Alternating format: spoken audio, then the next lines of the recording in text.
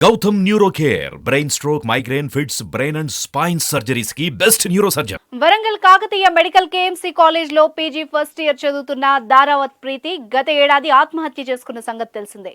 ఈ ఘటన రాష్ట్ర వ్యాప్తంగా సంచలనం సృష్టించింది. ఇంతలో ఆమె కేసు మరోసారి తెరపైకొచ్చింది.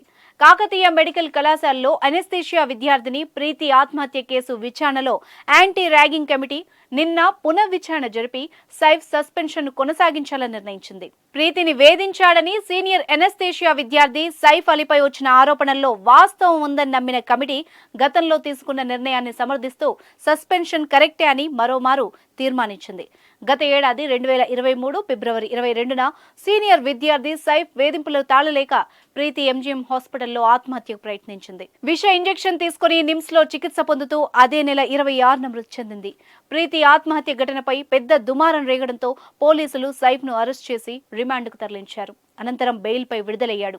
ఏడాది పాటు తరగతులకు హాజరు కాకుండా కేఎంసీ ర్యాగింగ్ నిరోధక కమిటీ నిర్ణయం తీసుకుంది. ఇక కమిటీ నిర్ణయానికి వ్యతిరేకంగా సైఫ్ హైకోర్టును ఆశ్రయించగా తాత్కాలికంగా సస్పెన్షన్ ఎత్తివేయబడింది. నవంబర్ 9న హైకోర్టు ఆదేశాల మేరకు యాంటీ ర్యాగింగ్ కమిటీ సమావేశం నిర్వహించగా సైఫ్ హాజరై ప్రీతి ఆత్మహత్య ఘటనను వివరించారు. దీనిపై చర్చించిన కమిటీ సభ్యులు సైఫ్ పై వచ్చిన ఆరోపణలు నిజమేనని కోర్టుకు వెల్లడించారు. ఈ క్రమంలో కమిటీ విధించిన సస్పెన్షన్ ను కొనసాగించవచ్చని కోర్టు తెలిపింది. ఇదిలా ఉంటే తాను రిమాండ్ లో ఉన్న సమయంలో యాంటీ ర్యాగింగ్ కమిటీ తనను విచారించకుండానే తీర్మానం చేసినట్టు సైఫ్ అలీ హైకోర్టులో తెలియజేశాడు. దీంతో న్యాయమూర్తి నిందితుడిని సైతం విచారించి తగు తీర్మానం చేయాలని సూచిస్తూ ఆదేశాలు జారీ చేయడంతో కమిటీ పునః విచారణ చేపట్టింది. మొదటిసారి విచారణకు హాజరు కాకపోవడంతో వాయిదా వేసి మరో అవకాశాన్ని కల్పించింది.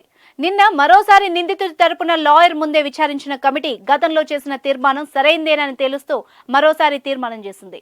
దాంతో పాటుగా కోర్టు ఉత్తర్వుల అనంతరం విచారణకు హాజరు కాకుండా విధులకు హాజరైన 97 రోజుల కాలాన్ని సైతం కలుపుకొని ఈ ఏడాది జూన్ 8వ తేదీ వరకు సస్పెన్షన్ కాలాన్ని పొడిగిస్తూ ఉత్తర్వులు జారీ చేసినట్టు కేఎంసీ ప్రిన్సిపల్ మోహన్ దాస్ ఒక ప్రకటనలో తెలిపారు.